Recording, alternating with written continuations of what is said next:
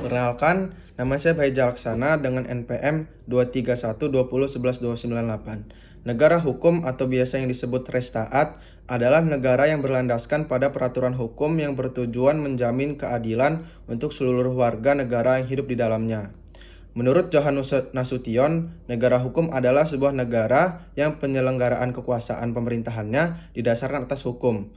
Menurut Jimli Asidik, negara hukum adalah bentuk negara yang unik karena seluruh kehendak didasarkan atas hukum dan masih banyak lagi.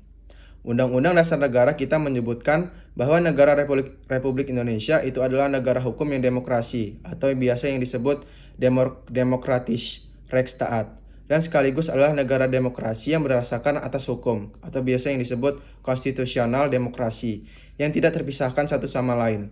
Sebagaimana disebutkan dalam naskah perubahan UUD 1945 yang menyebutkan bahwa paham negara hukum sebagaimana tercantum dalam ketentuan pasal 1 ayat 3 berkaitan erat dengan paham negara kesejahteraan atau biasa yang disebut welfare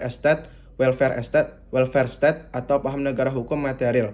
Sesuai dengan bunyi alinea keempat pembukaan dan ketentuan pasal 34 UUD 1945. Pelaksanaan paham negara hukum material akan mendukung dan mempercepat terwujudnya negara kesejahteraan di Indonesia.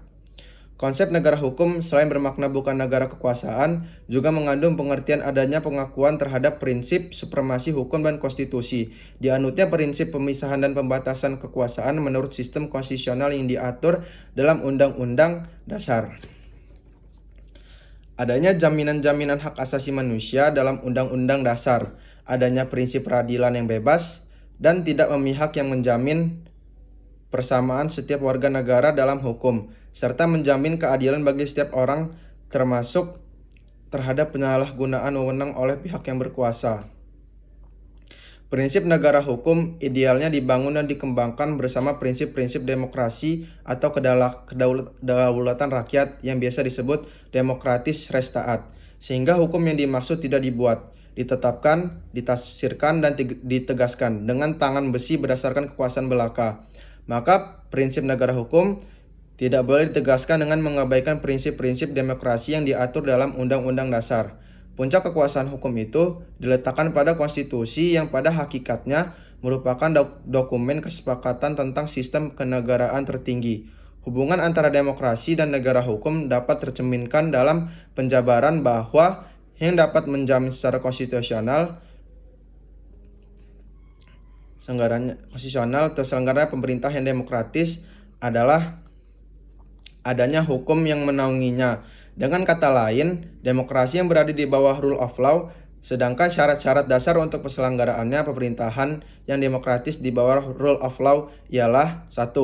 Perlindungan konstitusional dalam arti bahwa konstitusi selain menjamin hak-hak individu harus menentukan pula cara prosedural untuk memperoleh perlindungan atas hak-hak yang dijamin. 2. Badan kehakiman yang bebas dan tidak memihak. 3. Pemilihan umum yang bebas. 4. Kebebasan untuk menyatakan pendapat. 5. Kebebasan untuk berserikat atau berorganisasi dan berposisi. 6. Pendidikan kewarganegaraan. Jika merujuk pada keenam hal tersebut dengan mengidentifikasi keberadaan dan prakteknya dalam negara Indonesia, maka dapat dikatakan bahwa Indonesia telah memenuhi syarat sebagai negara hukum yang menyelaksanakan demokrasi berdasarkan konstitusi. Konsep negara hukum yang dianut dalam UUD 1945 adalah negara hukum yang aktif atau dinamis. Melalui negara hukum seperti ini menjadikan negara sebagai pihak yang aktif berorientasi pada pemenuhan pada perwujudan kesejahteraan rakyat yang sesuai dengan prinsip welfare state yang merupakan kebalikan konsep dan prinsip dari Naswatteraat untuk negara penjaga malam.